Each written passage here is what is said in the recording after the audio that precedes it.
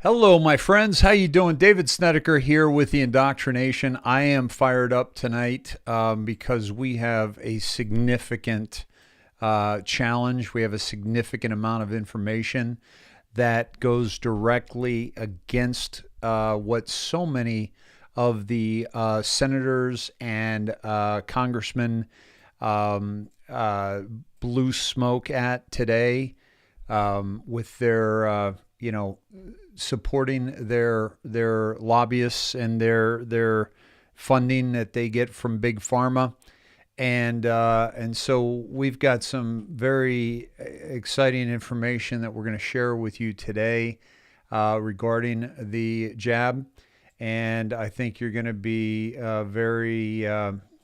very excited about sharing that out and sharing this show out to as many as you possibly can. Welcome, everybody. We're going to get into it very quickly here. And so I would ask that you share this out to whoever you think might need it, any groups that allow the sharing of shows, especially those in places like Australia, which is where we built a lot of our audience in Australia groups and UK groups. And so that's how many of us connected. Anne Green from Oz, how are you? I think I probably found you, Anne, or you found me in a Aussie group. So hello, Sneds, cold South Carolina here. It is November 4th. Sparky, what do you think, man? What do you think we're gonna get going tonight? Hugs everyone tight. Dizzy, thank you, Dizzy Deb. Awake in North Carolina, Susie. Great to have you. Hi, Dave and all the Sneds, Mr. Wally Z. Thankful to be here, Viola. Great to have you here. Sherry, good to see you. Folks, Ajax Attack is back. What's happening? Good to see you. The head Sned, Luna, good to see you. Billy Pack here from Ohio. Good to see you, Billy. It's your wedding anniversary. Mary Stoner, happy wedding anniversary. Happy wedding anniversary to you and to your hubby. Fantastic. Pam finally made it, just got notice. Hey, everyone. Good to see you, Pam. Angel Rose. Hey, Hawk. Hawk's in the house. Good to see you, Hawk. Thanks for backing us up the other night when we got censored. We got thrown off, excuse me, YouTube temporarily, but Hawk was there to pick up the crumbs and keep them going. Dixie, let's do this. Come on now. My friends, I hope we are in the awakening moment of this pandemic like we never have been before. And I will, let me see. And my friends, if you go to the IndoctriNATION.com, theindoctrination.com, and click on Hot Zone right up here, Hot Zone. Please click on that and go down to right here, 11/4/21. This is Thralldom Thursday, my friends. Thralldom Thursday. Thralldom, the state of being a thrall, bondage, slavery, servitude. Thrall is a person who is morally or mentally enslaved by some power, influence, or the like. A person held in bondage or slavery. The condition of being in the power of something or someone, a state of subjugation or rapt absorption. That is what they want for us. That is why the indoctrination is so strong among this planet right now, is because they are trying to keep us down. They're trying to poison our hearts, our minds, and our souls, and certainly our bodies. And there is multiple proofs everywhere. Bill Shanks, good to see you, brother. Yes, friends, spread love everywhere. Thank you, Bill, for that reminder. And also spread this show everywhere, because we're going to blow the hubcaps off these wheels, my friends. We're going to get right into it. The Indoctrination tonight with David Snedeker, where the news unlocks the map. Durham, watch the water, Hydra, New Jersey election, drops, deltas, decodes, and much more. My friends, show contributors, Dan Cushing, Rick Duplantis, Jim Rice, Trumpet 17, Christy Kilburn, Diana Trott, Jen Davis, Greta Dice, Brenda Kung, and of course, our own Jen Davis, also, who I just mentioned. But I wanted to say Barbara Rustler, and of course our producer Christy Nance Taylor, doing an exceptional job. My friends, a longtime Snedhead, Pete Palma, asked me to come on his show, and we talked, and we had a great interview, and I was so happy to be with him and to support his endeavor.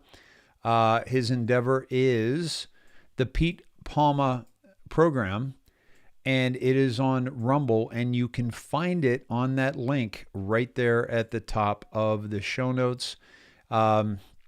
Pete, if you're in the house, go ahead and drop that if you would. As a matter of fact, I'm going to drop it right now. I'm going to drop it like it's hot, my friends, because it is hot. That is the Pete Palma program, about an hour and a half we spent together. Dave, title is still on Monday, November 2nd. You know what, folks?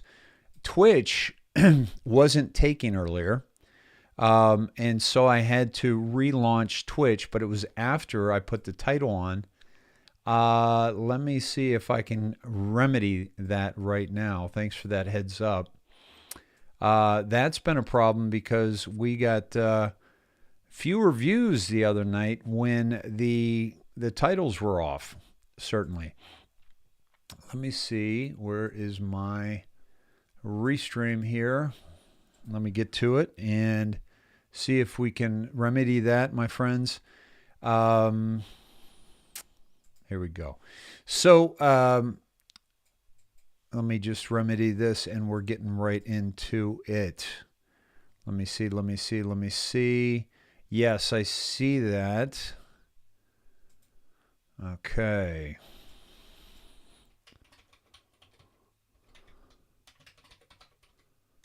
Thursday, November 4th, 2021, the Indoctrination live.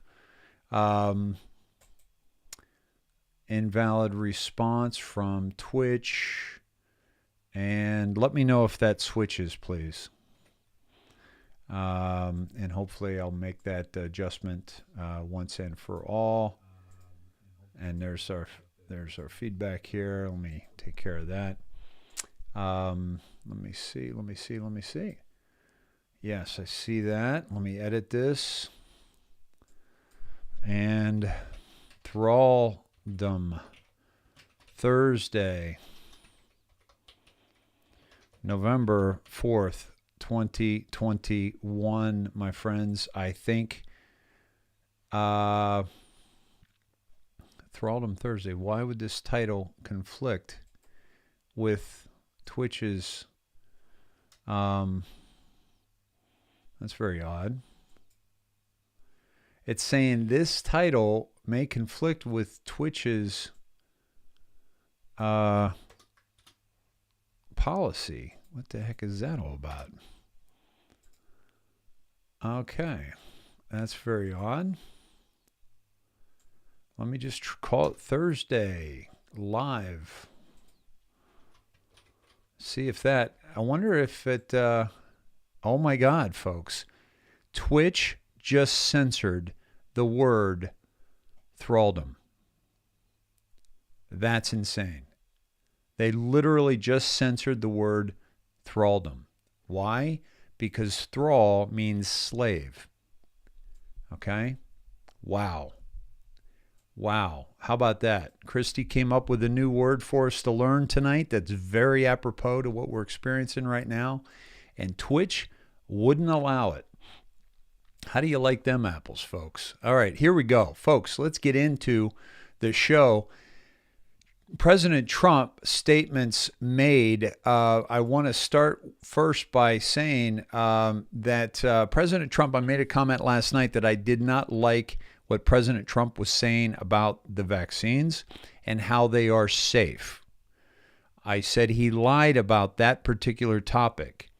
Some of you took issue with that, and I would just ask you this. Check your coats. Mine's fully checked, which is why I'm challenging the man that I voted for, is part of the Q team, is dropping all kinds of information, did incredible things for this country. But if I have one criticism of President Trump over the vaccines, and again, I throw out all the stuff that could have helped us by pushing this vaccine forward, but to continue to call them safe, I find irreprehensible. Okay? And so I should say reprehensible. And so I just want to say that. And so we can challenge people and we can have opinions about things. But when I state a fact that he is lying about the vaccines being safe, I'm stating a fact because we know they're not safe, and yet he's saying they're safe. Okay? So why is he doing that? I don't know. Why did he lie to us about that? I don't know. But it is a lie. Now, I do want to say this. Let's check our coats. So if you're new here, welcome. My name is David Snedeker. You are among friends. We are in the Sned Shed, the theater, which if you're coming in out of the cold, which we imagine coming in out of the cold with a big heavy winter coat on that represents our preconceived notions, our unconscious bias, our ego, and the indoctrination that has been piled on us by the media, by Hollywood, by politicians, by every level, by mainstream sports and professional sports. We have been indoctrinated completely. And so we imagine that big winter coat, and you're coming into a beautiful, warm theater.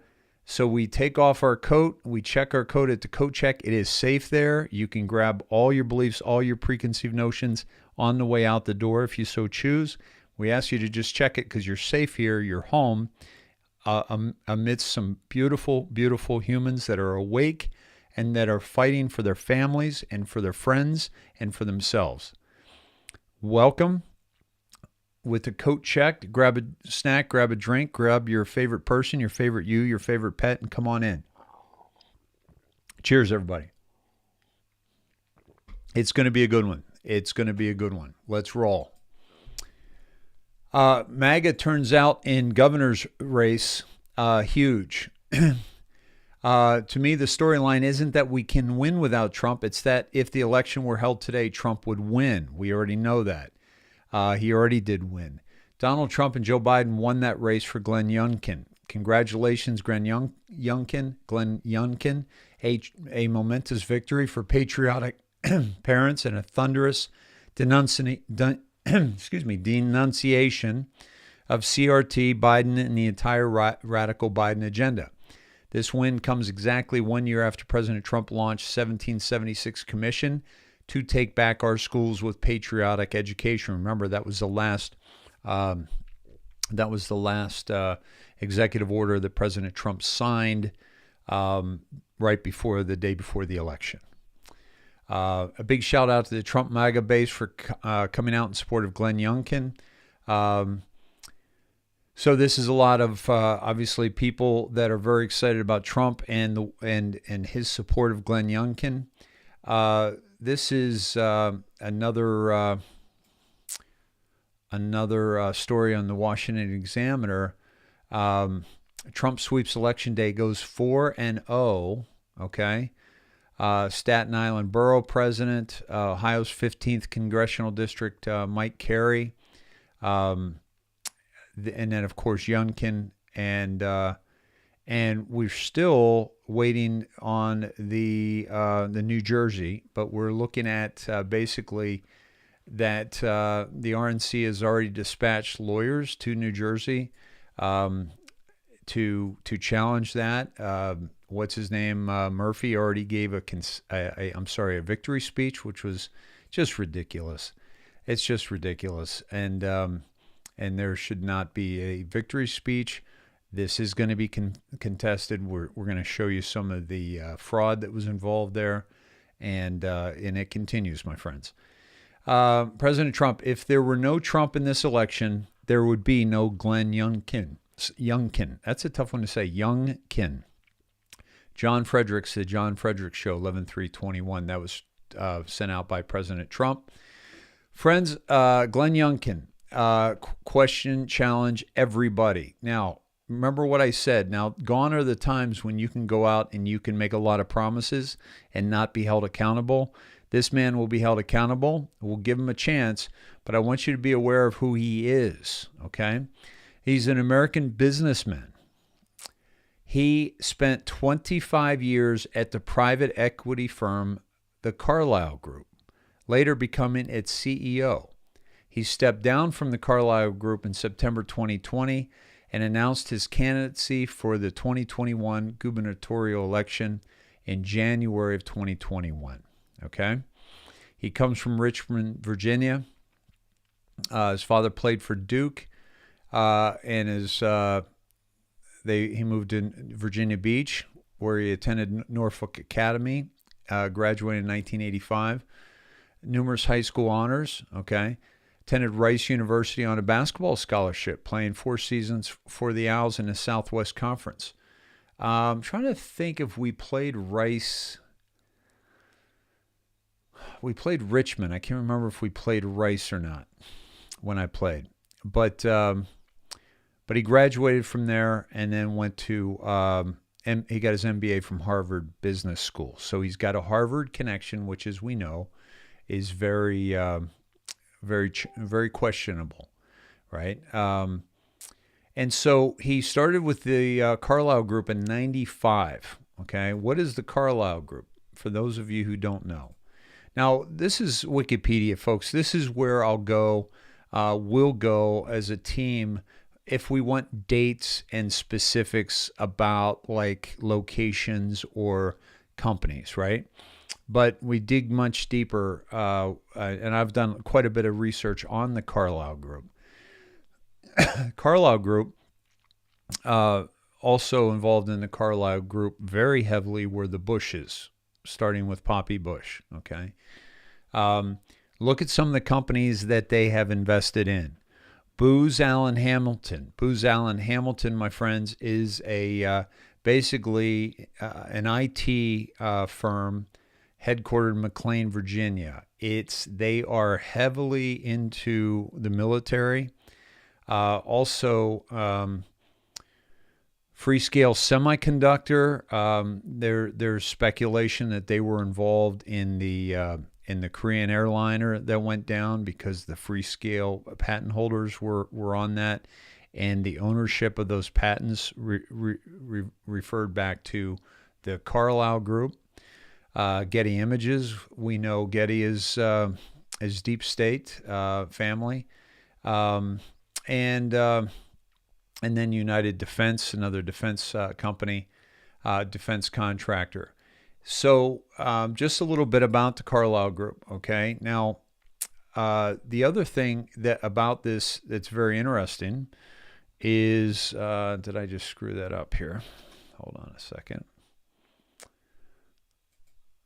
Here we go. That Carlyle Group is also one of the main owners of Dominion Voting. Okay. Did that get him voted or elected? We don't know. But they own Dominion Voting. Okay. And so that needs to be looked into a little bit more deeply. Okay. He did repeatedly call for an audit of the Dominion machines themselves while on the campaign trail. Now, who would have a better vibe or a better, idea of whether or not Dominion should be audited than the man who was the CEO of the company who owns Dominion? I think he's got a pretty good handle on it. Okay. Let me see.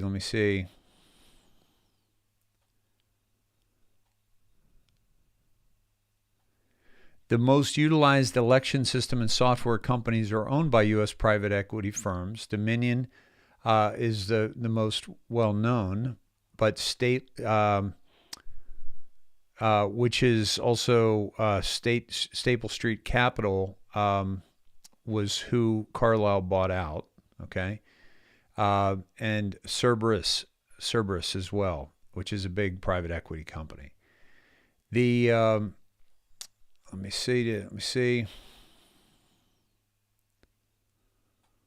And there were some other companies that were mentioned here that I wanted to bring to your attention, and they have, I'm not seeing them right here.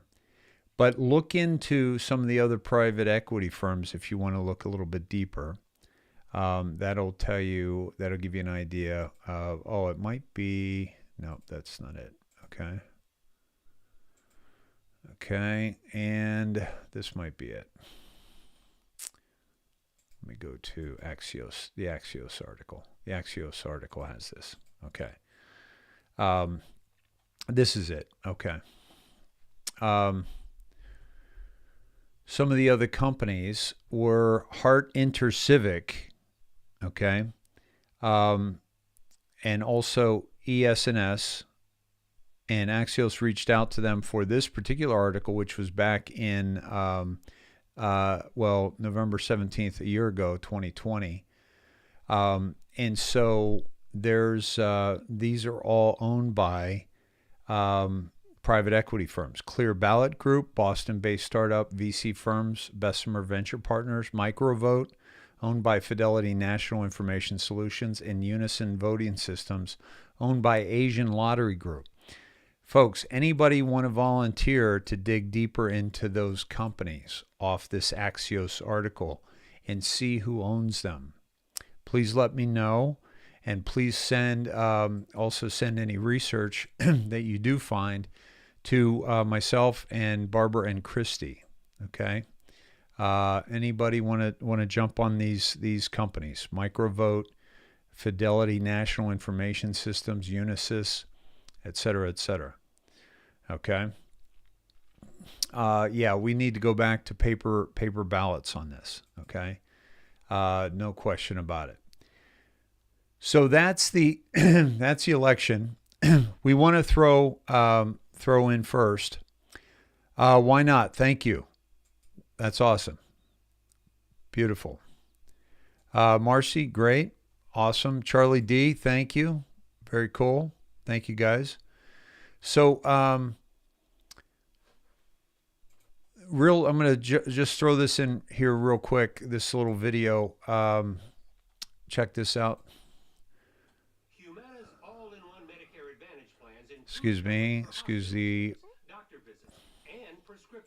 There we go. We are going into... we're going to be going into the election thing here, and then we're going to get into the jab, which is very significant. The Russian analyst who worked with Christopher Steele, who is the former British intelligence officer behind the dossier that tied Trump to Russia. Here we go.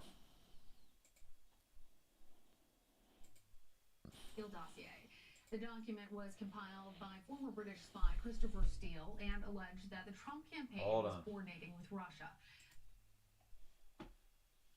Hold on.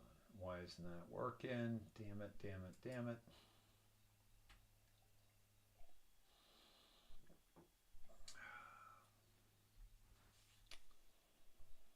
Back to this thing again.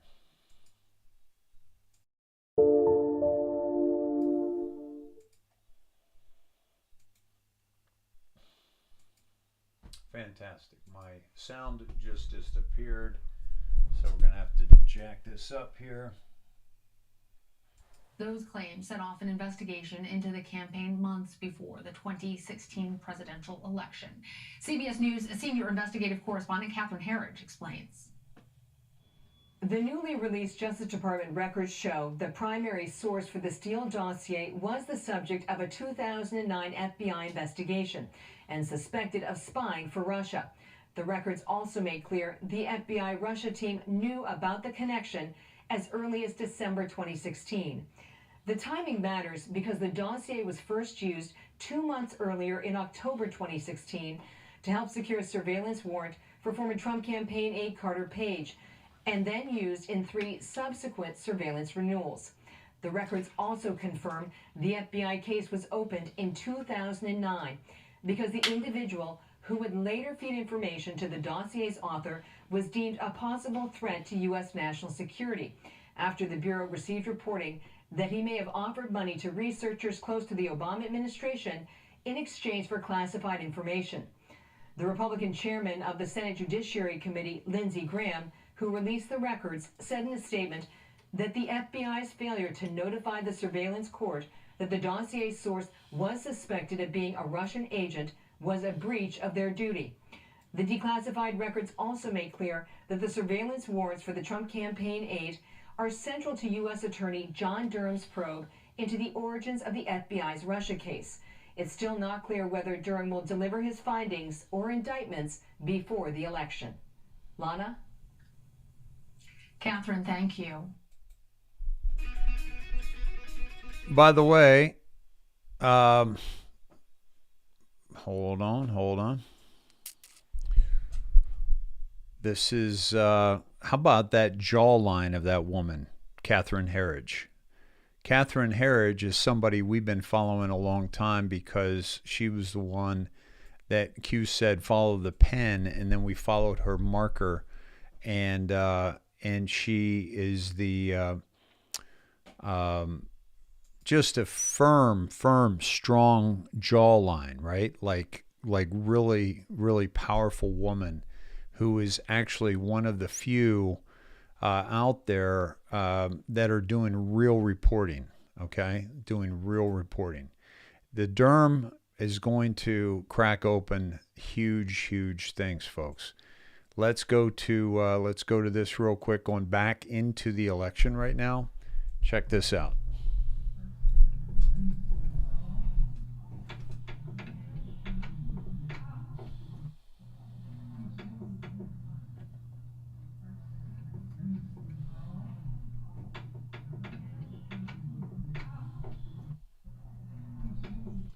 It will not take for Jack Ciattarelli, and it will take for Murphy. Okay? Murphy, no problem, right? Big green X right there. Not so for the Republican. Accident? I don't think so. Here's the investigation launched in New Jersey after voting machines went down without counting votes. Okay? Dozens of voting machines went down in Jersey on Tuesday amid a much tighter than expected gubernatorial race. And the AP has already called the close contest for Murphy. Why the AP? Because AP is Rothschilds. Okay? They need Murphy in there. Okay? Because Murphy is going to make the vaccine mandatory. And Ciattarelli has called that premature and irresponsible. There appears to have been an issue with as many as 56 voting machines, a glitch that is sure to conjure up thoughts regarding the post-2020 presidential election when surrogates for then-President Donald Trump made allegations of vote machine fraud that were never substantiated. Check out, watch the languaging on the conservative brief. Watch the languaging on some of these places, okay? Because they are putting in little things that were never substantiated. How about looking at what's been happening? Okay, much substantiation amidst that. So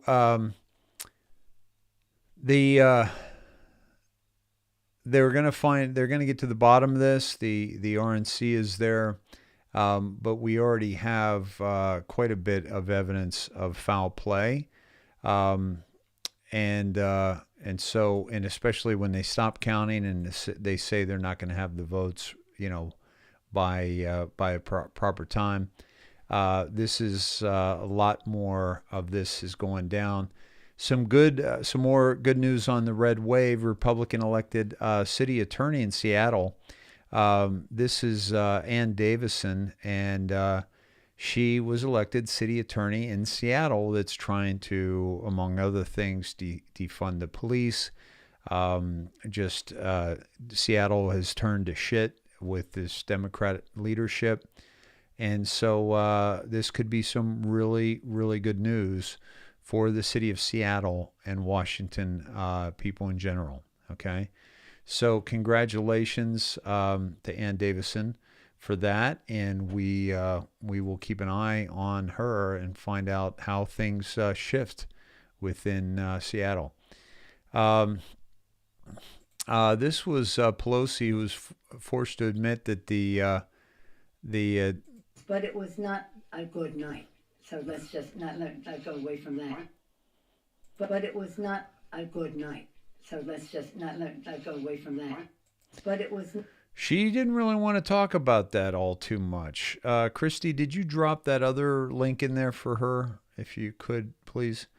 And there's some more of her that was pretty damning. But we can stay off of that if you want to look a little deeper into Pelosi.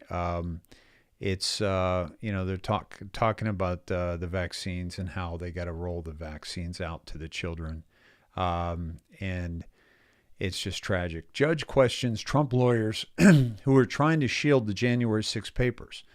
This judge, Tanya Shutkin, she does acknowledge that some of the committee's requests dating back to April 2020 are alarmingly broad. But she disagreed with claims by Trump's lawyers that Congress did not have a legislative purpose for getting Trump's call logs, talking points, and other notes from January 6th. The January 6th riot happened in the Capitol, she said. Okay, so already she's calling it a riot, so she's already misinformed. That is literally Congress's house. Judge Chutkan, I've got news for you. That is the people's house. That is our house. The people that went into that house on that day, it is their house. It is our house. To be occupied ever so briefly, ideally, with the people such as, Lindsey Graham, who told guards to use the guns and shoot these people. And, people that are keeping these patriots, most of them, in jail while they let people like Ron Epps hang around his ranch without any violations at all, This is a politically motivated witch hunt in the District of Columbia. Representative Gohmert and what's her name went to the jail just as Getz did a while back, and they wouldn't let them in. They would not let them in. Two congressmen, a congressman and a congresswoman, they would not let them into the jail. Okay? That's unheard of. And they're not allowing anybody in to inspect the living conditions there. And we're hearing terrible, terrible things coming out of that. So this is a political witch hunt. And so Trump's lawyers should push back. Thank you, Marjorie Taylor Greene. Thank you, Joanne. The Trump's lawyers should push back because this is a witch hunt, and there's no winning this. There's no winning in a witch hunt. It doesn't matter what answer you give, right? Like a witch hunt, if you plead guilty, they burn you at the stake, and if you plead not guilty, they burn you at the stake, right? It's like either way, they're gonna get them. Okay, so Judge Tanya Shutkin was born in Kingston, Jamaica. Okay, now there seems to be a rise in Jamaican politicians, judges. Certainly, Kamala is from Jamaica, her family. And this new winsome, lovely lady who just won Attorney General for Virginia, she came over when she was 6 years old from Jamaica. Her father had come over with like $1.75 in his pocket and ended up making a life for them and being able to bring the family over. That's immigration. That's how it's done. And this woman, she was born in Kingston, Jamaica. She got her BA in economics from Georgetown University and JD from Penn. So Georgetown has a lot of deep state players in it. So question her, question what she is doing. I don't mean to disrespect her or call question to her character, but when she is not seeing through this witch hunt and not seeing through what January 6th is, I do question her intelligence. Okay, so let's get back to the at hand, which is I do support Trump, not getting involved in that because there's no way he's going to win that fight. Let me see. So to the Maxwell, and then we're going to get into the jab, and there's some huge things there. But this particular Epstein associate Ghislaine Maxwell claims that she has endured jail conditions similar to what fictional character Hannibal Lecter experienced in the 1991 film The Silence of the Lambs. In a letter to U.S. District Court Judge Allison Nathan, Maxwell's attorney Bobby Sternheim requested that she be released from jail before her trial. Sternheim wrote, quote, "My weekly in-person legal visits with Miss Maxwell are conducted under the most humiliating circumstances that I have ever experienced in many decades of federal criminal practice. As disturbing and invasive as they are, for no justifiable reason I get to leave. Miss Maxwell does not." For no justifiable reason. Do you hear how lawyers speak? By the way, lawyers that are, completely compromised and completely morally compromised, because lawyers will do anything for $1, most of them. That's their job, right? Their job is to lie for a living if they get paid to support somebody who must lie to save their ass. I've got a lot of friends that are lawyers, my friends, so take that with a grain of salt. But the bottom line here is that they talk about humiliating conditions and they talk about how she is treated. How about the way that the people that we know she trafficked, by the way? This trial is kind of a joke. Like you're innocent until proven guilty, but we have multiple witnesses that say she did this. We knew she was with Epstein all along. We know what happened.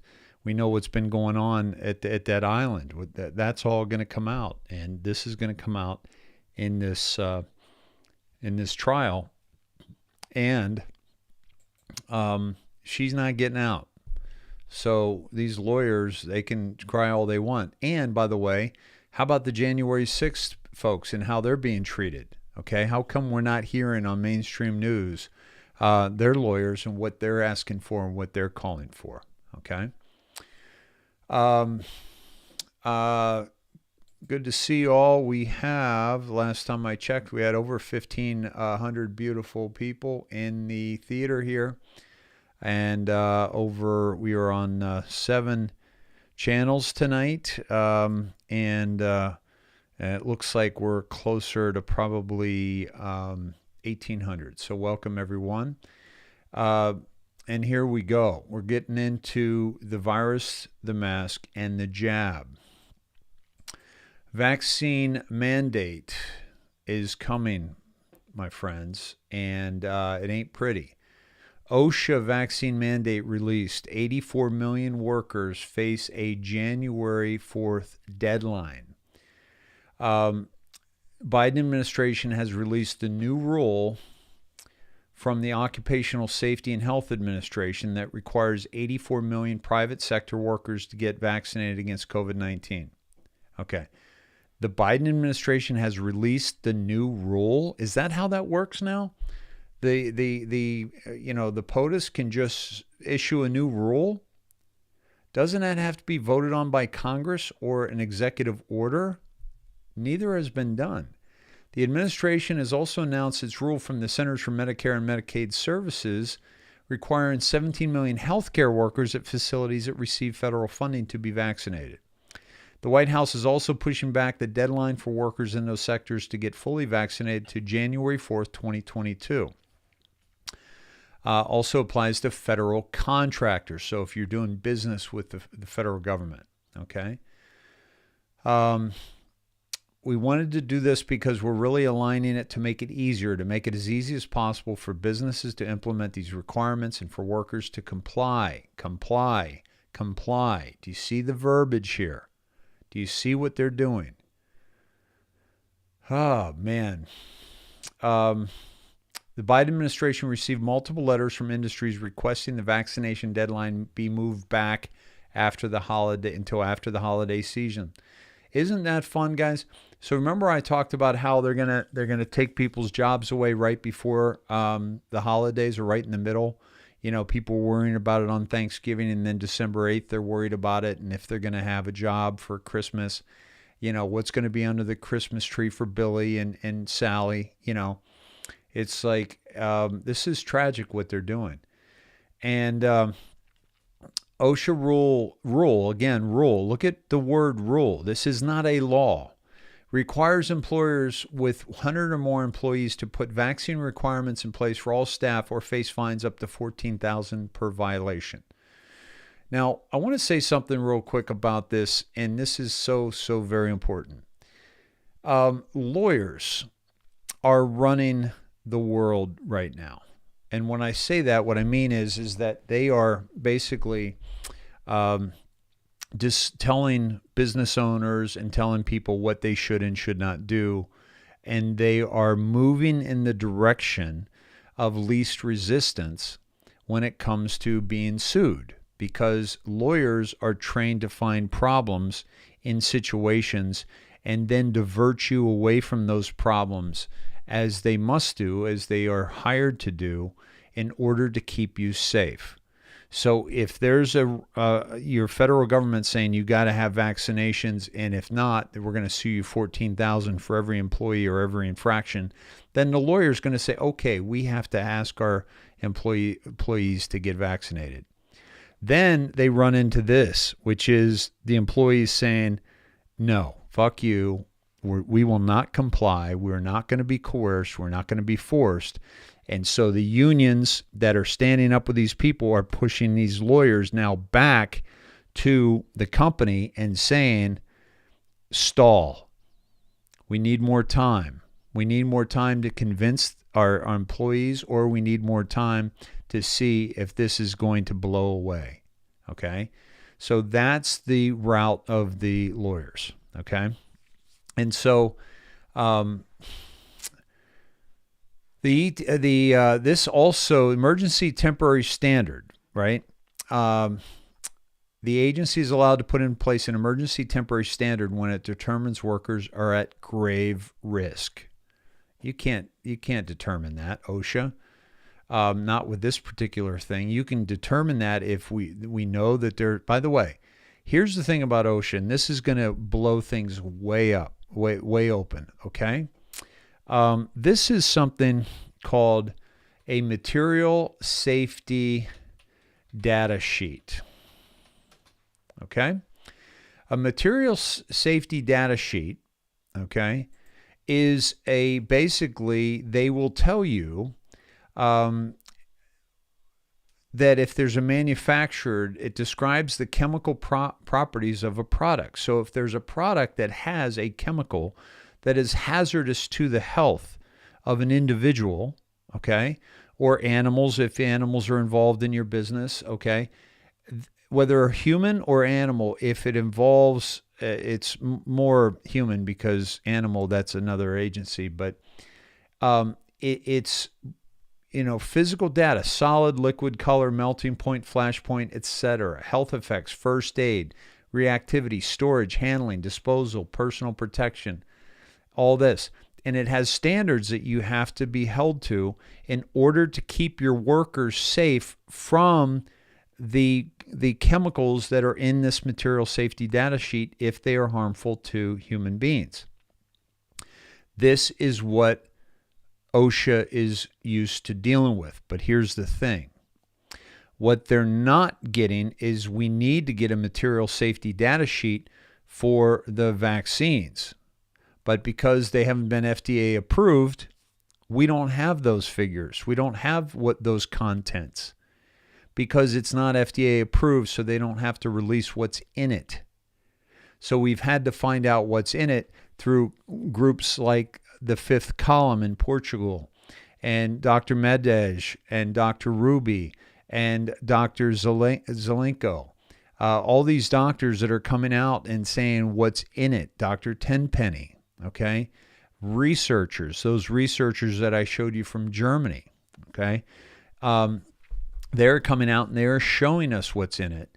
So that we need a material safety data sheet for these vaccines to give to these companies. This idea just came to me, by the way, to give to these companies to show OSHA, how are you going to keep our employees safe from these ingredients, from these chemicals, graphene oxide, for one. If that's the only one, OSHA has to respond to that, okay? By the way, this is NIH, National Institute of Health, U.S. National Library of Medicine. That explains what a material safety data sheet is, okay? Right?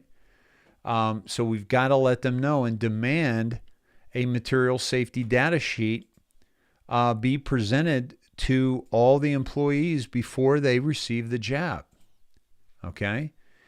And by the way, this is not going unanswered. This is not going unanswered, my friends. This is, you got Florida coming out swinging. You got South Dakota coming out swinging. Here we go. Of a very limited federal power. And powers being reserved to the states is allowed to stand what comes next. When Governor DeSantis and I stood up to this administration and said it was unconscionable, nonsensical, that this administration would use to shut down entire industries and keep them closed as American workers were struggling to provide for their families, a judge agreed with us and said, you're right. In the history of our nation, this is unprecedented, breathtaking, and authoritarian. And here we are again in less than a week, pushing back on this administration who has taken action which shows it recognizes no bounds to its power. They are using OSHA and an emergency rule given to OSHA to enact widespread health care policy on American workers. Just months ago, this is the same administration that said it was not the role of the federal government to enact such a sweeping policy. Traditionally, the health and welfare of its people has been reserved to the states, but not under this administration. But when this president grew angry and lost his patience and said that unvaccinated Americans were killing others, he decided to violate the restriction of his powers through our Constitution and impose his will because he was angry on American workers. As the Attorney General of Florida, who has vowed to not only protect the citizens of the state, its workers, but the interests and the sovereignty of the state of Florida, I will file suit. As soon as this rule is published, we'll be in court. We've read what has been put forth in the public. You've seen what it takes to do a crafty workaround and we won't stand for it. OSHA has never used its authority like this, and it's absurd. This rule requires employees to get vaccinated or be weekly tested and wear a face covering. I've already heard from employers that this will affect numerous employees, some up to 35%. They're desperate to hold on to a crucial workforce. Some have said this will cost their businesses millions. We are filing jointly with the states of Georgia and Alabama, as well as other organizations, and we will push back against the use by OSHA using an emergency temporary standard as opposed to a regular rulemaking process to impose such sweeping healthcare policy. Governor DeSantis and I have worked hand in hand throughout this challenge. We will continue to do so. This action is completely unprecedented by a federal government, and we must take this action to protect Florida, its businesses, our workers, from the heavy-handed, short-sighted, and unlawful edicts that are emanating from President Biden and his handlers. Again, he has absolutely no power to enact this emergency standard. It's not what Congress intended when they created OSHA, and it's not a lawful use of the Department of Labor. We have repeatedly seen this president ignore separation of powers, ignore constraints on his authority, and the states must act to stand up against these actions. We will never allow a president to flippantly abandon the rule of law. We cannot. It sets us down a dangerous path in a democracy. Fantastic. That's Florida AG standing up to this. And this is Governor Noem from South Dakota. Earlier this morning, President Biden came forward with OSHA guidance from the federal government that mandated vaccines for over 100 million Americans. Now, I want to remind you all, from the very beginning, I've told President Biden that I would defend the freedom of the people of South Dakota, and that if he took this action, that we would see him in court.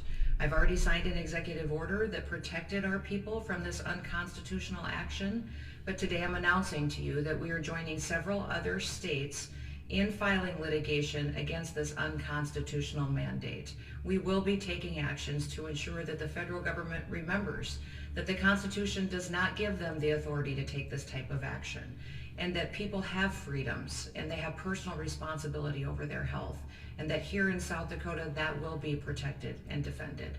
We'll keep you updated, but thank you so much for voicing your concerns to all of us, and know that we are in this fight to protect you and your families each and every day. Kristi Noem, my friends. So that makes for Florida, Georgia, Alabama, South Dakota, and West Virginia. Okay, West Virginia. One of the Sned said West Virginia is doing it as well. I think that's going to kick up big time, folks. I think Texas is going to get in on that, because the Texans are going to be like, Abbott, what are you doing? What are you waiting on? Maybe I missed it. Donna Turner says Alaska also. Any more? Thank you, Donna. Yep, Bravo, Georgia. Excuse me. 19 AGs. 19 AGs. Awesome. Yep. Okay. Yep. A mandate is Barack and Big Mike. Hilarious, as in mandate. By the way, Rick, I'm glad you brought that up, because who do you think's running this Biden administration, folks? In the sense of what they caught. And now I believe white hats are doing much of it, but you know, the Obama, this was his presidency, his third presidency. we're going to go into this this next one about the whistleblower who exposed. Here you had someone who. Sorry. Who exposed. Well, I'll let you. I'll let you see this for yourself. There we go. And this is courtesy of InfoWars, Alex Jones. You how huge this is. They're really trying to suppress this, but it's coming out even mainline news. COVID-19 researcher blows the whistle on data integrity issue in Pfizer's vaccine trials. That's a dry way of saying it. Major universities, have headlines like that. But this is as fake as a $3 bill. Break it down for us. Sure. So, this story is being reported and was vetted by the British Medical Journal. So you're talking about one of the premier medical publications in the world.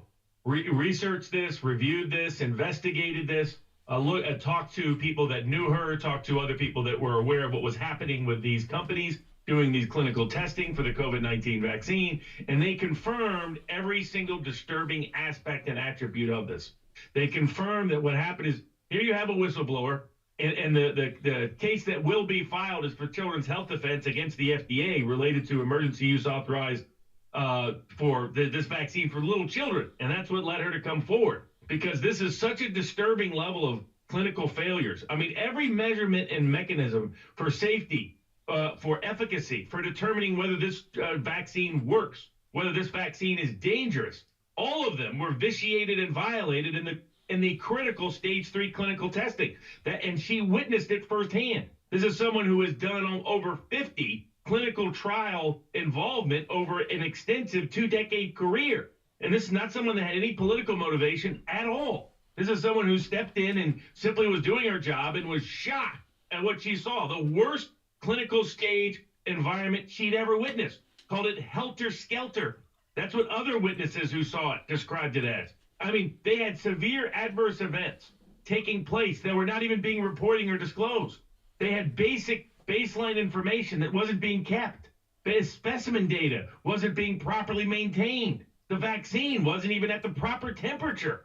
It's just an utter disaster what was taking place. You had complete chaos, a complete breakdown of all the basic elemental rules for measuring the safety and efficacy of a drug. You can have no confidence in what they were doing when they didn't have adequate data. They were just falsifying the data. They were just fabricating the data. They were putting in false entries into the system that was going to be reported for purposes of FDA approval and authorization. So that's what's so terrifying here, is that the most critical mass-mandated drug in history went through the worst clinical testing scientifically imaginable. And the FDA knew about it a year ago. And as soon as she disclosed it to the FDA, these companies fire her and terminate her. So clearly that means they weren't serious. So it's not just what happened in the clinical studies that she saw and that she heard about from other people participating. It's what does it say about Pfizer that when they found out they had a complete disaster on their hand, their reaction was not to correct, not to remedy, not to investigate, not to clarify. No, it was to fire and falsify. It was to defraud the American people because there's billions of dollars being paid for these vaccines. And Barnes, obviously, they've done all their secret studies in animals. They knew this was coming. You predicted that almost 2 years ago. But what do you make now in light of the FDA board member saying last week, famously, I'm going to vote for this to see what it does to the kids, admitting they're guinea pigs. But now we learn it's far worse than that. They all know about this. They all know they suppressed the real data, that 86% of adverse reactions, including myocarditis, and up to 56% of those that get myocarditis at those young ages end up dying within 3 to 10 years. This is just unbelievable premeditation. It's terrifying. So that's why this whistleblower is joining and filing a declaration in support of the suit we are about to bring on behalf of Children's Health Defense in the Western District of Texas against this emergency use authorization for young kids. They want to experiment on 5-year-olds now. They're going to treat our own 5-year-old kids as guinea pigs for this experiment by some of their own admissions, by their own statements. And let's go further. Total violation of the Nuremberg Code on its face. They have the FDA and the CDC head. The CDC head was on TV last night saying this is 96% effective and no side effects, no problems. We did studies. A complete 180 lie from reality. Completely, because the studies aren't worth the paper they're printed on. The studies are a joke. The studies are a disgrace. That's what this whistleblower confirms from right inside the critical level clinical stage testing. There is no reliable data. They falsified data. They fabricated data. They just perjured themselves left and right to cover up the fact there is no basis to determine that there is any safety or any efficacy in any of these vaccines, least of all for minor children. And not only that, I mean, the FDA ignored data, which was a violation of their ethical and legal standards.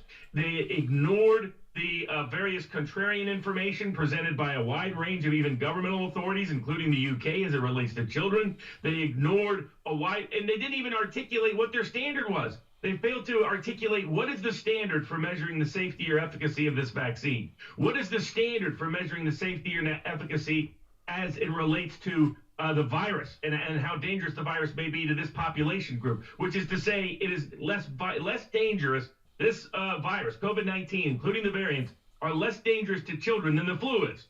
So why are we sticking an experimental drug in them when we have utterly unreliable data and data that has been proven now by the whistleblower to not be scientifically valid data, scientifically trustworthy data? Robert, all these top scientists, almost 2 years ago, warned this would happen. Now what they warned have happened was premeditated. Why would Big Pharma do something this psychotic and crazy and commit a crime this massive?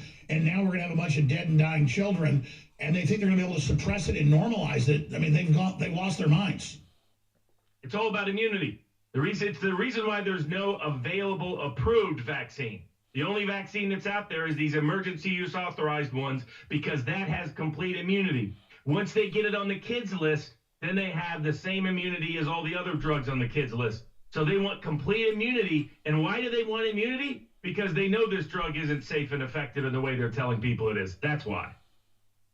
And they want to get rid of the population. We'll be right back with Robert Barnes talking about where we go from here and a bunch of other news that ties into this. I got another prestigious study about what the spike protein does to your DNA. Robert Barnes is our...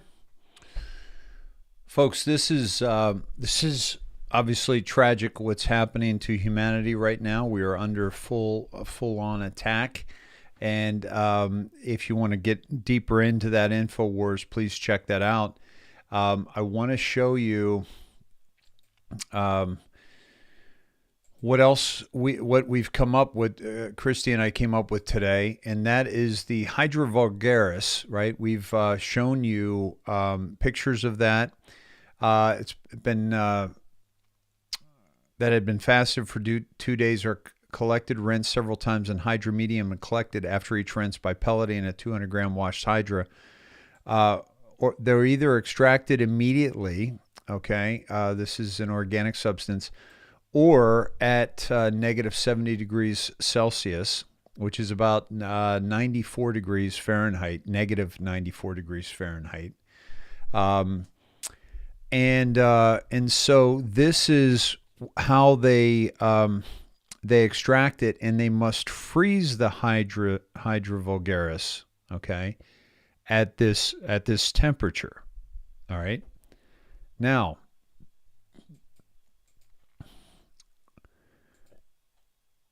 the COVID-19 vaccine storage requirements. Vial use. Prior to thawing, store in an ultra-cold freezer between negative 80 to negative 60 degrees Celsius. Once thawed, the vial can be stored undiluted in two ways, up to 5 days in a refrigerator, no more than 30 minutes at room temperature once vial is first used. Okay? Excuse me. For the Pfizer, okay, store at 80 degrees to negative 60 degrees Celsius. Okay, that's the 70 that the Hydra vulgaris must be stored at. Okay. The Moderna, another mRNA, must be between negative 25 and negative 15 Celsius. Okay. Recommended immediate use is recommended unless immediate use is necessary. Then it must be refrigerated 2 to 8 degrees for up to 30 days. Unrefrigerated can't be more than 12 hours. That's what they were talking about. Many of these were not handled properly. And it all says do not refreeze. Prior to the vial use on the J&J, that's 2 to 8 degrees, no more than 3 months. And remember, that's not an mRNA, right? Okay. So, and these are all the different ones too. These are all the handling. This is goes to the CDC. So this is the handling of the Pfizer, and that's 90 to 60, right? So the Pfizer is on there. Now, I got to thinking, what about the other vaccines? What about the childhood vaccines? Okay, let's see what they say about that. Storage temperature, vaccines licensed for refrigerator storage should be stored at 2 degrees to 8 degrees, which is 36 to 46 degrees Fahrenheit. So that's refrigerated. Liquid vaccines containing an aluminum adjuvant permanently lose potency when exposed to freezing temperatures. Inactivated vaccines that are stored in a liquid state, non-lyophilized, freeze-dried, but that do not contain. So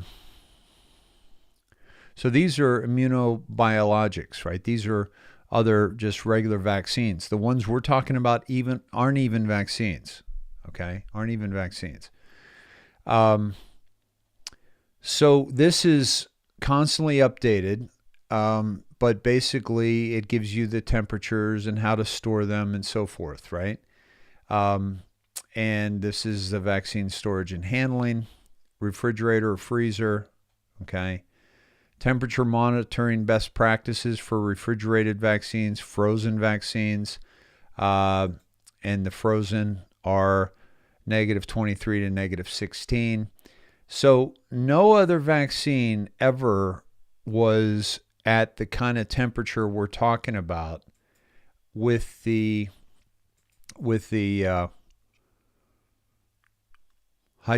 that is showing the Hydra vulgaris. So the Hydra vulgaris we're seeing in the Pfizer BioNTech, and Pfizer BioNTech is saying that you have to keep it at this temperature, frozen.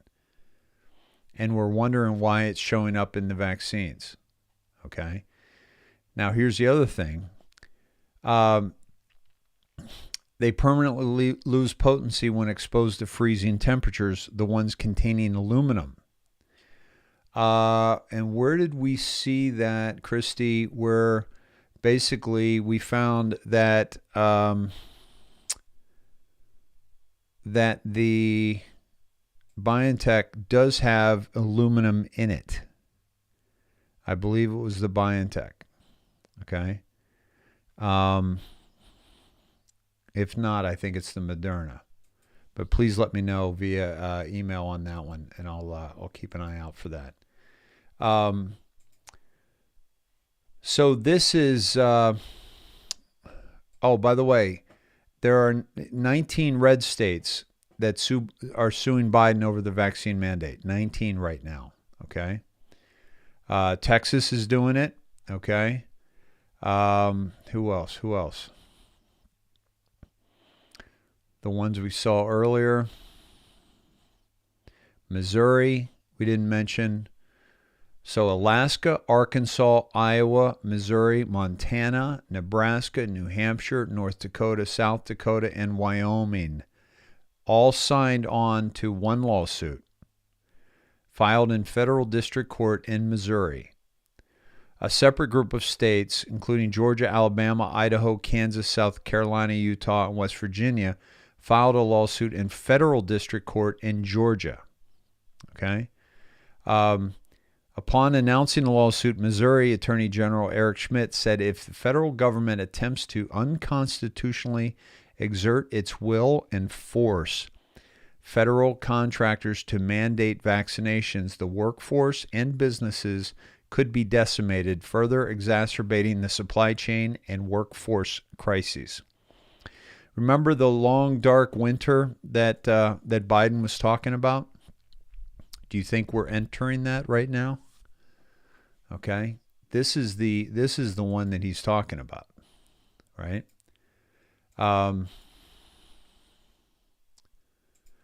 This is the tragic result of that. of what we're experiencing right now. We're going to see an even more tragic result if we don't stand up to this. Okay, this is an unbelievable, disturbing ad. Many of you may have seen. I have to play it for you, and then I have something to show you at the end of this. Fight COVID.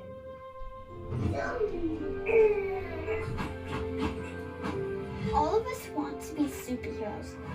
The most important heroes are those that help others. This year, thousands of kids like us around the world joined the COVID-19 vaccine trial. Kid power. And when they did, they became all superheroes. To all the kids who volunteered, we'd like to say, thank you. Thank you for sharing your superpowers of courage, trying new things, The ability to save people. the power to help people, helping not just yourself but many other kids.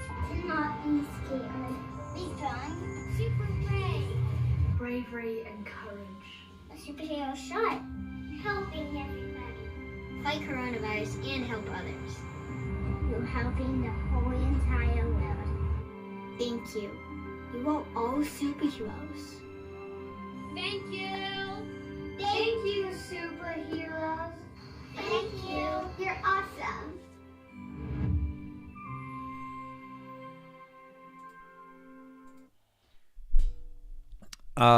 Couple things I want to point out. First of all, before we go any further, looking at the Pfizer logo, do you see 3 6s? Do you see the mark of the beast here? Okay. All right. Here's a 6. There's a 6. And here is a 6. 666. Folks, some people might look at that and say, Dave, that's a bit of a stretch, right? Really? Are we still, for those who aren't awake or those who aren't so-called conspiracy theorists, do I still have to prove that this company is bad and evil? I still have to prove that? Like, you don't have enough information out there to prove that to yourself? Pfizer, they are felons. The company has committed felonies. They've been sued billions of dollars and lost. Look at what they've done with the whistleblower, how they hid those trials, how the FDA is involved because so many of the Pfizer execs go into the FDA and vice versa. And yet I still have to show 3 6s, and I'm still going to have some people that are like, that's a bit of a stretch, Dave. Really? Well, here's what's not a stretch: the fact that they're murdering people. Okay? Yeah, it's on a lot of logos. Yep. And their employees are exempt from the jab or the stab. Yeah, in Australia is just tragic. Let me continue. Let me read this little small print disclosure for you. Now, obviously, we just watched these adorable children, okay? And I'll come back to that in a second. But here's a little small print here that nobody's going to read. Emergency uses of the vaccine have not been approved or licensed by FDA, but have been authorized by FDA under an emergency use authorization. Okay. So they have not been approved because you cannot lie about FDA approval. They will shut you down. They have not been approved or licensed by the FDA, but they have been authorized. See the verbiage?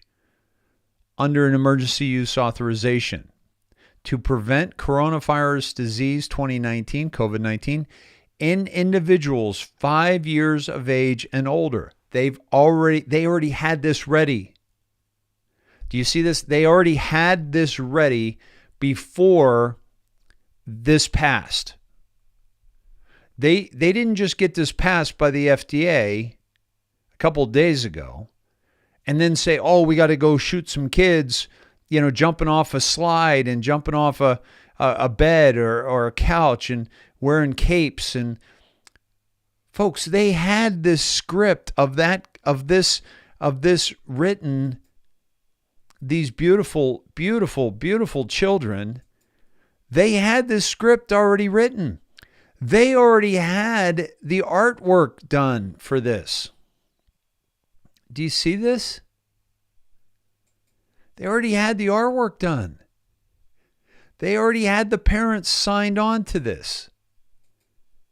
And many of these children are probably the actual test subjects, unfortunately.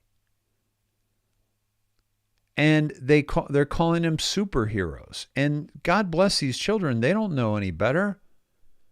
And unfortunately, neither do their parents. Their parents ought to be ashamed of themselves, signing their children up for a test of putting chemicals in their body that are unproven. That these children should be taken away from these parents, because these children don't know any better. These children are being abused by a felonious company, and the parents are just signing away. And the children don't know any better because their parents are fucking stupid. And so their parents tell them, oh, we're doing a good thing here. We're doing a good thing, because their parents are completely indoctrinated. And I can bet you that the parents aren't employees of Pfizer, aren't knowledgeable about Pfizer, or anything, because they would not ever have their children do something like this. And you guarantee it, no FDA, no CDC, none of those children are involved with this test. They just found some sheep and probably paid these parents pretty damn well. Let's be honest. 5 years of age and older. So guess what? They had some 5 and 6 year olds and 7-year-olds and 8-year-olds in that commercial, didn't they? The emergency uses are only authorized for the duration of the declaration that circumstances exist justifying the authorization of emergency use of the medical product under Section 564B1 of the FD&C Act, unless the declaration is terminated or authorization revoked sooner. Please see EUA fact sheets at 12 plus and 5 to 11. 511 is significant. We'll get to that later with Todd. Todd and Cindy will be on a little bit later. Looking forward to having them back. And just, going back to this, my friends, going back to this ad, I just want to say that think about the adults that are involved with what we're dealing with right now, right? The adults and how they're involved with this whole thing. Some adults are in on it, right? Like the politicians that are blowing smoke up, Walensky and Fauci's ass all day today and telling us it's roses going up there, okay? All those that are bought and paid for by the lobbyists, by the big pharma, okay? All those politicians, they're in on it. Walensky, Fauci are in on it, okay? The media, the doctors, the nurses that aren't standing up against this, the lawyers, the judges that aren't seeing this and saying, you can't do this, they're all in on it. Now, there are some that don't know any better, and they're just following along like lemmings. This commercial, the parents, most of them don't know any better. because the ones that are in on it aren't going to let their children do it unless they're sacrificing their children because they're part of the cabal, and this is a child sacrifice. That happens all the time, by the way. Okay? I'll choose my oldest. We'll sacrifice that child, work our way up through the cabal. That's how it's done. So some of them are a part of it. Many of them are totally clueless, and certainly the children are clueless. God love them. Okay? San Francisco is going to force children as young as 5 years old to carry vaccine passports and show proof of vaccination. Show me your papers. Okay? Wow. Children have a greater chance of drowning, dying in a car wreck, or dying from the flu than from the coronavirus. Children are not forced to take the flu vaccine. And Walensky gave us numbers that 97 children have died. No mention of from COVID. No mention of comorbidities whatsoever. And zero mention of adverse effects to a level that they presently are. If you think parents revolted over their kids being taught stuff they don't want, wait till 5-year-olds start having heart attacks. That's coming. Except what we showed you Tuesday night is the Pfizer vaccine has been changed. One of the ingredients has changed out. I'm forgetting what it was, and added something that protects against heart attacks. Okay. Yeah, this is unbelievable. DC Drano said Virginia is proof that when angry parents show up to protect their children, the world changes for the better. Keep going. Here's the IMF chief, the International Monetary Fund, which is a complete, cabal organization, says more vaccinations can help tame inflation. Now, this isn't a doctor saying that the vaccine will keep inflammation down or inflation of your arteries or your heart, which they should be doing. This is a banker saying that more vaccinations can tame the inflation that is going off the charts. To push inflation back down, Ms. Georgieva urged a focus on reducing this divergence. Vaccinate the world so we can see production everywhere stepping up. Wow. And this was with Bloomberg television interview. Are you serious? Let's go see Senator Paul talk to Fauci, shall we? You appear to have learned nothing from this pandemic. Will you today finally take some responsibility for funding gain-of-function research in Wuhan? Very simple question. Senator, with all due respect, I disagree with so many of the things that you've said. First of all, gain of function is a very nebulous term. We have spent, not us, but outside bodies, a considerable amount of effort to give a more precise definition to the type of research that is of concern that might lead to a dangerous situation. You are aware of that. That is called P3CO. We're aware that you deleted gain of function from the NIH website. Well, I can get back to that in a moment if we have time. But let's get back to the operating framework and guide rails of which we operate under. And you have ignored them. The guidelines are very, very clear that you have to be dealing with a pathogen that clearly is shown and very likely to be highly transmissible in an uncontrollable way in humans and to have a high degree of morbidity and mortality, and that you do experiments to enhance that, hence the word EPPP, enhanced pathogens of pandemic. So when EcoHealth Alliance took the virus, SH014, and combined it with WIV1 and caused a recombinant virus that doesn't exist in nature, and it made mice sicker, mice that had humanized cells, you're saying that that's not gain-of-function research? According to the framework and guidelines. So what you're doing is defining away gain-of-function. You're simply saying it doesn't exist because you changed the definition on the NIH website. This is terrible, and you're completely trying to escape the idea that we should do something about trying to prevent a pandemic from leaking from a lab.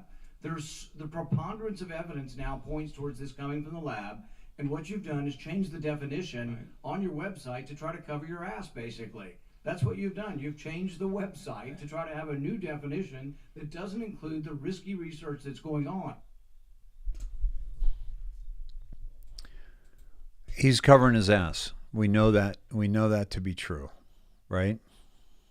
Same day the NIH said that yes, there was a gain of function in Wuhan, the same day the definition appeared, the new definition, to try to define away what's going on in Wuhan. Until you accept it, until you accept responsibility, we're not going to get anywhere close to trying to prevent another lab leak of this dangerous sort of experiment. You won't admit that it's dangerous, and for that lack of judgment, I think it's time that you resign. Thank you, Senator Paul, and I would like to give the time to Dr. Fauci.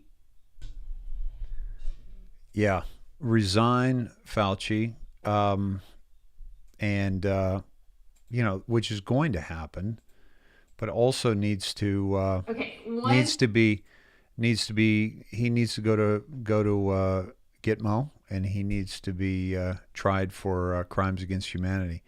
Here's more of it. NIH funding for gain-of-function research in Wuhan, but your repeated denials have I'm going to jump forward here a little bit. Viruses that have as much as 50% mortality could endanger civilization as we know it. And here you sit, unwilling to accept any responsibility for the current pandemic and unwilling to take any steps to prevent gain-of-function research from possibly unleashing an even more deadly virus. You mislead the public by saying that the published viruses could not be COVID. Well, exactly no one is alleging that. No one is alleging that the published viruses by the Chinese are COVID. What we are saying is that this was risky type of research, gain-of-function research. It was risky to share this with the Chinese, and that COVID may have been created from a not yet revealed virus. We don't anticipate the Chinese are going to reveal the virus if it came from their lab. You know that, but you continue to mislead. You continue to support NIH money going to Wuhan. You continue to say you trust the Chinese scientist. You appear to have learned nothing from this pandemic. Will you today finally take some responsibility for funding gain-of-function research in Wuhan? Senator, with all due respect, I disagree with so many of the things that you've said. First of all, gain of function is a very nebulous term. We have to be dealing with a pathogen that clearly is shown and very likely to be highly transmissible in an uncontrollable way in humans and to have a high degree of morbidity and mortality, and that you do experiments to enhance that, hence the word EPPP, enhanced risky research that's going on. Until you admit that it's risky, we're not going to get anywhere. You have to admit that this research was risky. The NIH has now rebuked them. Your own agency has rebuked them. But the thing is you're still unwilling to admit that they gained in function when they say they became sicker. They gained in lethality. It's a new virus. That's not gain of function? According to the definition that is currently operable, Senator, let's make it clear for the people who are listening. The current definition was done over a 2 to 3 year period by outside bodies, including the NSABB, 2 conferences by the National Academy of Science, Engineering, and Medicine on December 2014, March 2016. We commissioned external risk-benefit assessment, and then on January of 2017, the Office of Science and Technology Policy of the White House issued the current policy. And coincidentally, I have not changed the definition any appeared definition On the same day the NIH said that yes, there was a gain of function in Wuhan, the same day the definition appeared, the new definition, to try to define away what's going on in Wuhan. Until you accept it, until you accept responsibility, we're not going to get anywhere close to trying to prevent another lab leak of this dangerous sort of experiment. You won't admit that it's dangerous, and for that lack of judgment, I think it's time that you resign. Thank you, Senator Paul, and I would like to give the time to Dr. Fauci. Yeah, well, there were so many things that are egregious misrepresentation here, Madam Chair, that I don't think I'd be able to refute all of them, but just a couple of them for the listeners to hear for. You have said that I'm unwilling to take any responsibility for the current pandemic. I have no responsibility for the current pandemic. The current pandemic, okay? Number two, you said the overwhelming amount of evidence indicates that's a lab leak. I believe most card-carrying viral phylogenists and molecular virologists would disagree with you that is much more likely, even though we leave open all possibilities, it's much more likely that this was a natural occurrence. Third, you say we can tested 80,000 animals and no animals have been found with COVID. Senator Paul, the time is set for. And third, you made a statement just a moment ago that's completely incorrect, where you say we continue to support research at the Wuhan Institute of Virology. You proved it in August of last year. No, your statement says, quote, I wrote it down as you were writing. You continue to support research at the Wuhan Institute of Virology. You were in committee a month ago and said you still trust the Chinese scientists and you still support the research over there. You said it a month ago in committee. Senator Paul, I have allowed Dr. Fauci to respond. You've had your time. I'm going to give him. He's going to be dishonest. He ought to be challenged. Senator Paul, we will allow Dr. Fauci to respond after you've given accusations like that. Dr. Fauci. Well, I don't have any more to say except to say that, as usual, and I have a great deal of respect for this body of the Senate, and it makes me very uncomfortable to have to say something, but he is egregiously incorrect in what he says. Thank you. History will figure that out on its own. We will turn to Senator Hassan. Thank you. I love that. History will figure that out on its own, is what Rand Paul said there at the end. I love that statement. He's absolutely right, folks. We may not have the final word here in this moment in time in human history, but we will finally right this ship, and we will have history written properly. Folks, I'm going to come back to this other video I want to show you, but I want to show you, I want to show you, this is Rudolf Steiner. I've told you about Rudolf Steiner. Where we chose our education is the Waldorf school that he started in the 1920s, Germany, for the executives of the Waldorf cigarette company. You know, people that have a lot of money back then, they wanted a special education, and they knew Rudolf Steiner was a tremendous educator, and he treated the children as they should be treated at the different stages of their development. So I just want to read a few quotes of his to you right now, and it is in the show notes, so you can find it there. And let me just pull up the bigger copy of this so I can read it a little bit easier. Okay, and it's not there. Okay. So Rudolf Steiner said that, here it is.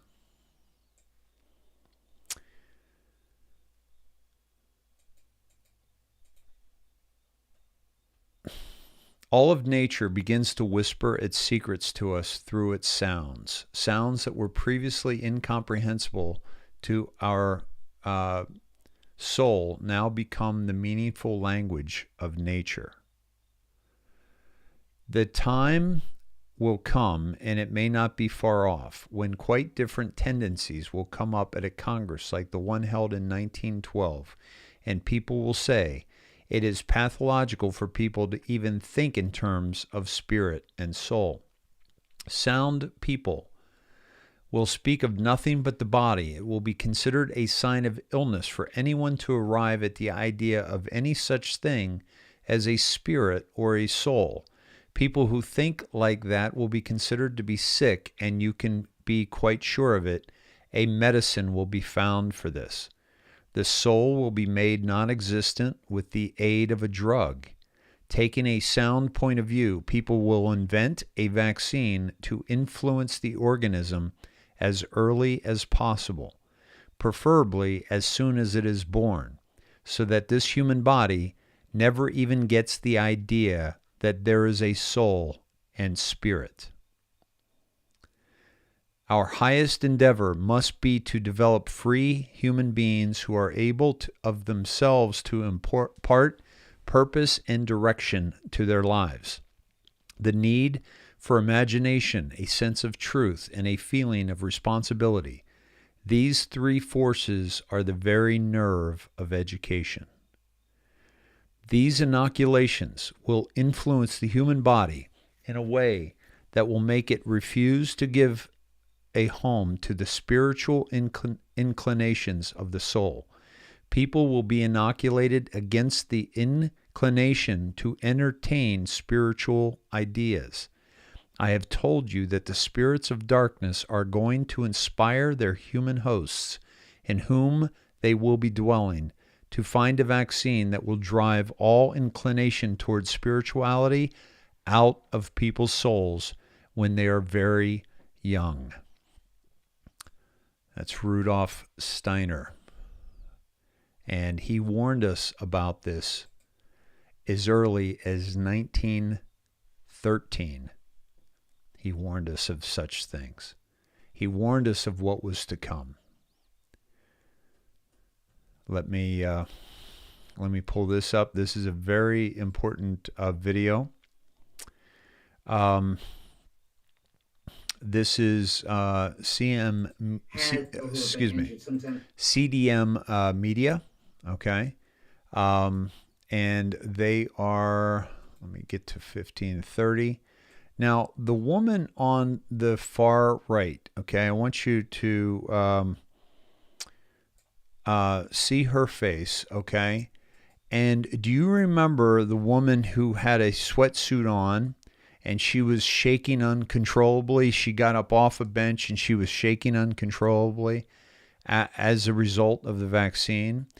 People called her out. People said she was faking it. Well, this is the woman, along with another woman, who are speaking their truth about their convulsions and how ivermectin helped with those convulsions in a way that they reduced them.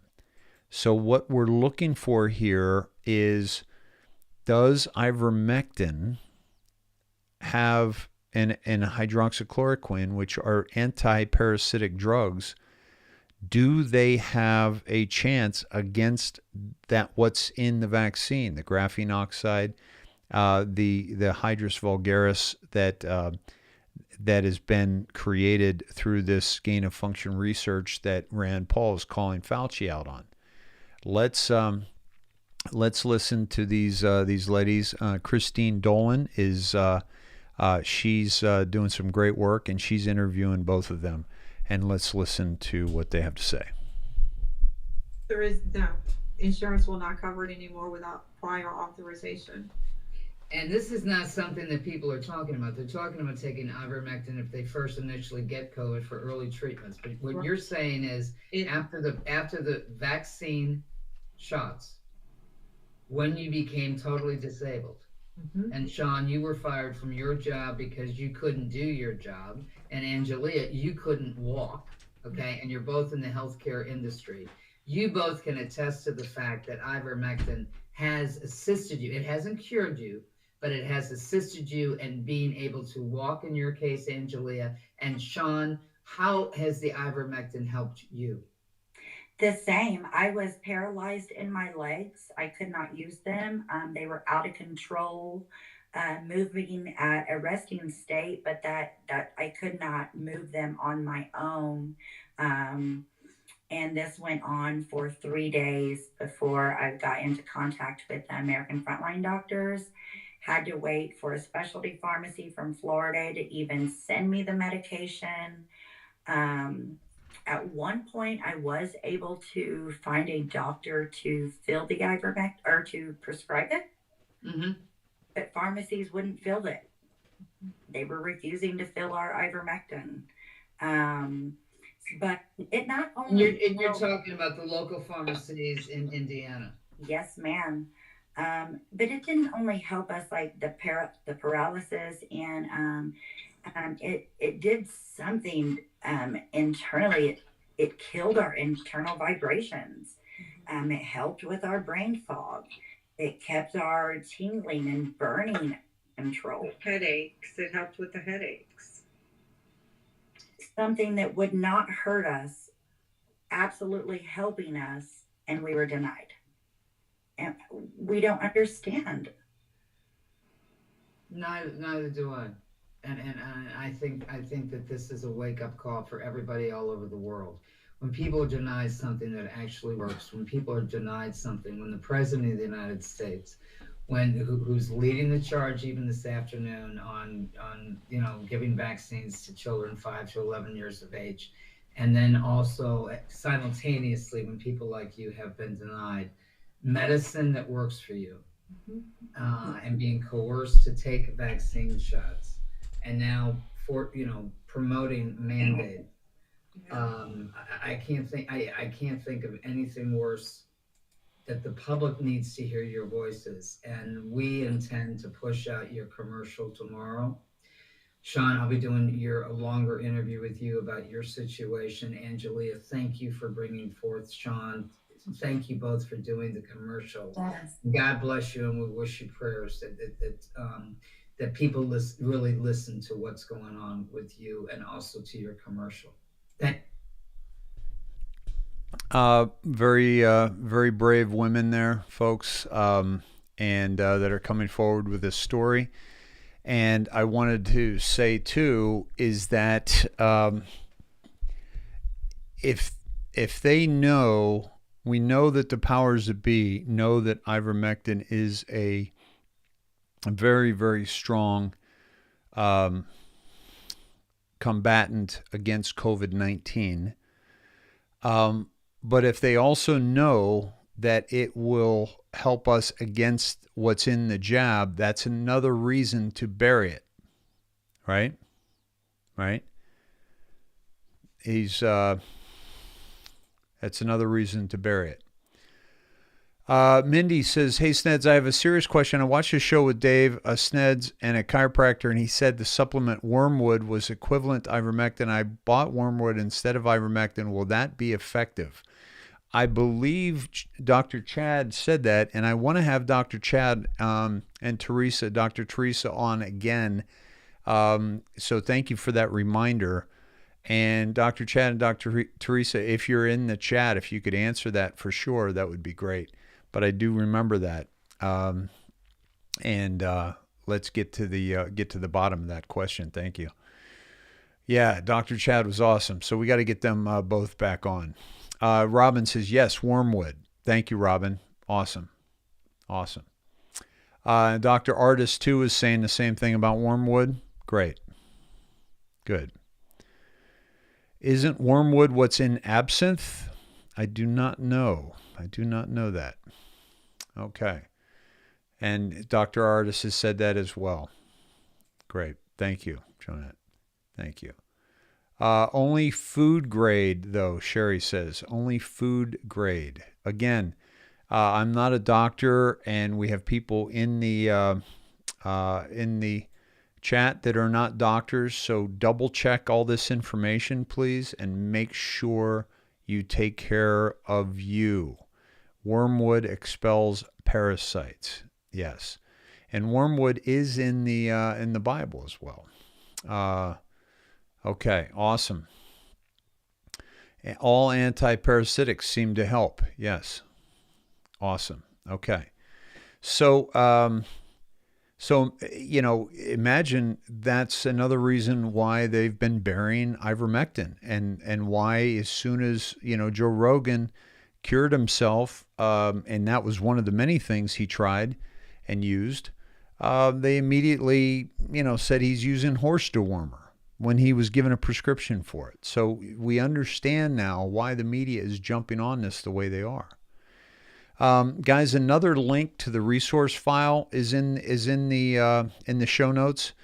Folks, these are the show notes to share with others and say, check out the show, give them the link of the show. Christy, will you put the YouTube link of the show at the top of this, please? At the top of the show notes, please. Okay, so this is,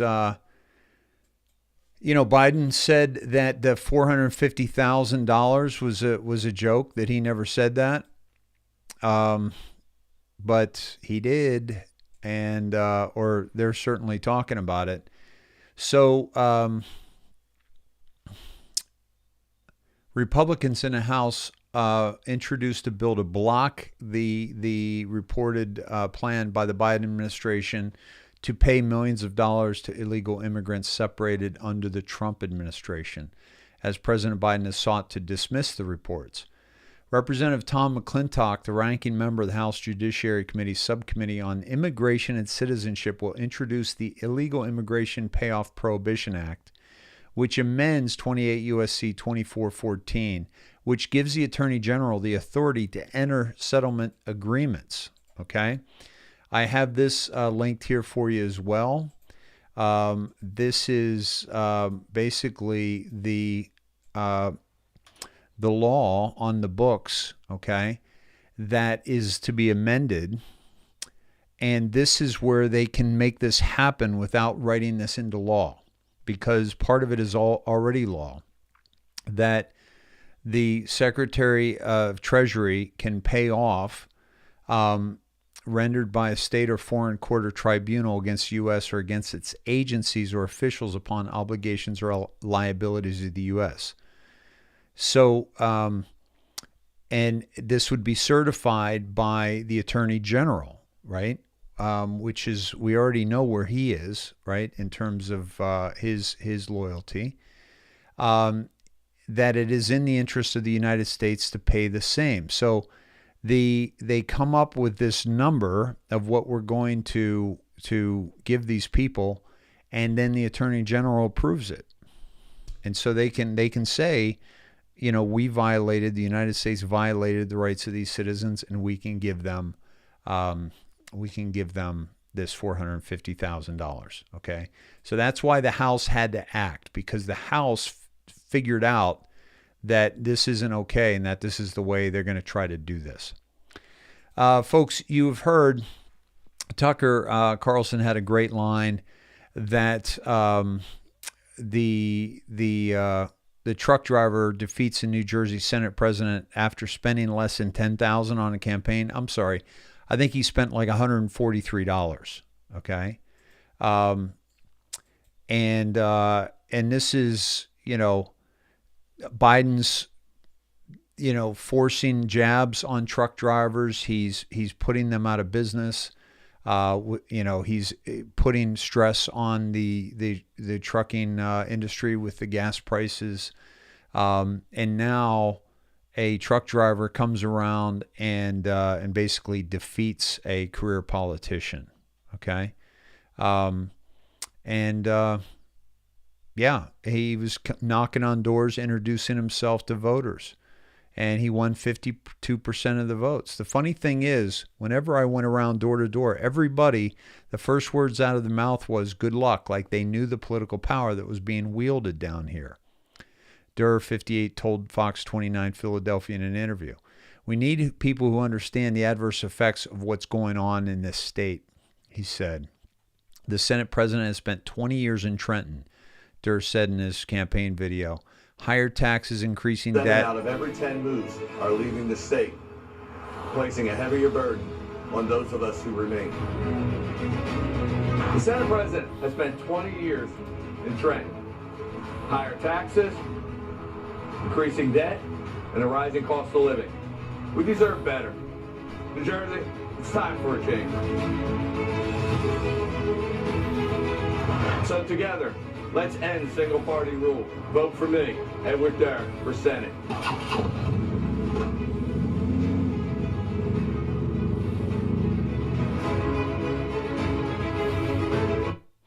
How about that commercial? Pretty basic. I believe in God. I am hardworking, trusting, and very loyal. I believe in fiscal responsibility, transparency, and lower taxes. And also a supporter of the Second Amendment. Folks, that's what it takes. Just good people stepping up and doing what they should be doing. Wayne Root, it's the parents, stupid. The parents of America declare war on Biden and the Democrat Party. Yeah, this is, people are pissed off, my friends. People are pissed off, and they're voting. They're getting out in full force, and they're stopping this blue wave with a huge wet red tsunami. In the Alec Baldwin shooting case, Helena Hutchins' husband hires law firm specializing in wrongful death suits. Wow. There's the family. She's now gone, as we believe. And none of that makes sense, folks. This is the armorer, okay, a young gal. After, the industry is saying you got to hire women, you got to hire minorities. Then I wonder if that had to do with what was going on, and that she maybe was not properly vetted. But and this is David Halls, the first AD. Okay, none of it makes sense, folks. This never should have happened. That's why I think it was planned. I think it was a hit. This is very interesting. I want to share this with you, folks. This is a good man sharing the a speech. His mouth for hold on. his disposal, and he's not referring to himself. It's an other. Prince Charles, okay, and this man is talking about who Prince Charles is referring to at his speech at the global, the fake climate initiative that everyone flew private jets to. And remember, Prince Charles is soon to be king, okay, soon to be king. And listen to his speech and this man, how he breaks it down. Brilliantly done. With trillions at his disposal, far beyond global GDP.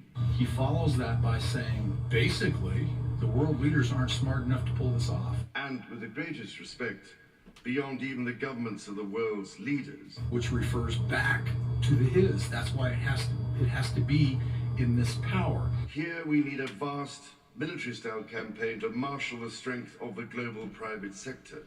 So he's advocating an individual, in my assessment, that's going to run in a military style, is marshaling his word again, the assets, the people, and the will to change the climate. But it's really a consolidation of power in one entity, and that's the scary part. I refer back to the word his. There's no precursor in his. I looked at the whole speech. There's no precursor to who his refers to. It's just an entity. It's a personal pronoun of somebody. It's an individual. I have a Christian background. Could be the Antichrist. I don't know. To fundamentally change the financial system. So we have cryptos, we have fiat, we have gold, we have silver, and we have countries that are printing money. The United States is the leader in that they don't have. Debt. And you can't do that. You can't run a business, a country, anything on that. So what are you going to do? Collapse it? And what happens then with COVID, with the supply chain issues, with all of these things that are all distractions, because the ultimate thing is the power grab. It offers the only real prospect of achieving fundamental economic transition. It's the one And I believe that that man has an idea of what the one is. And it ain't a good thing. So Charles is talking about him and his trillions. I think it's significant to listen to that. Who's he talking about? Is he talking about the Pacer family? Is he talking about the Antichrist? Who's he talking about? Very interesting. Todd, Cindy, call in if you are home and available. Check out the memes, my friends. Your friends, my friends. Our friends look like this. The Snedheads.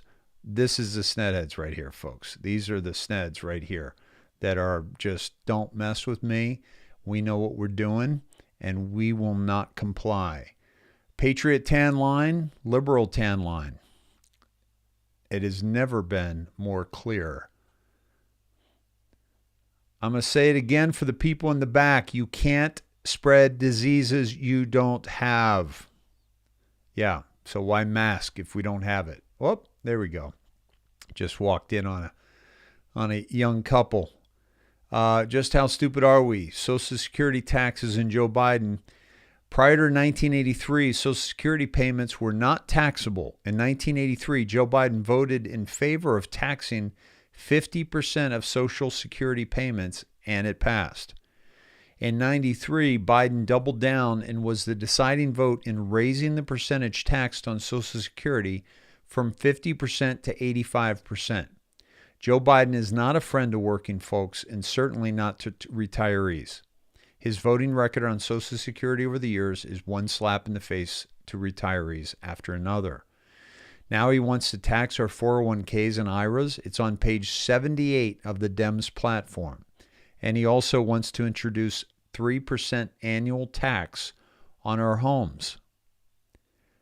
The record of Joe Biden shows he never misses an opportunity to raise a tax or introduce a tax to hurt the middle class and retirees. And there you have it, folks. That is our show notes. Todd, Cindy, come on and call in if you're available. I went through that pretty quickly, and we may. So, Kat, I want to read what you're saying. You have got to watch the interview with Canadian Matt Robson last week, who had all the banned treatments brought to him in a BC hospital. And when he started taking them, he got himself off oxygen and out of the hospital in less than a week after spending 2 days on their approved treatments not improving and being told he will likely need to be put on a ventilator and be in there for a long time. Thank you for that, Kat. Fantastic. Let me see. We got, tell you what I'm going to do, folks. I'm going to close this out. I'm going to close this show out, and I'm going to ask you to pop back on so we can talk a little bit about it. But I want it shareable, and right now we're literally at 2 hours. And if you could share this out and tell people, go 15 minutes in or go 10 minutes in, please. And share this out, share this wide and far in this, and tell them especially wait for the jab aspect. Have them go 15 minutes in and go through. It's less than 2 hours for this whole show and for that very, very important information. I'm going to close this out. I'm going to come back on. I'm going to get some questions from you, and then we're going to hopefully get Todd and Cindy on. I know they may not be ready yet. All right. See you. Please come back on. We're at I think close to 2,000 people. So let's get everybody back if we can. We got some good stuff to talk about. All right. Love you all. Bye-bye. Please share this out.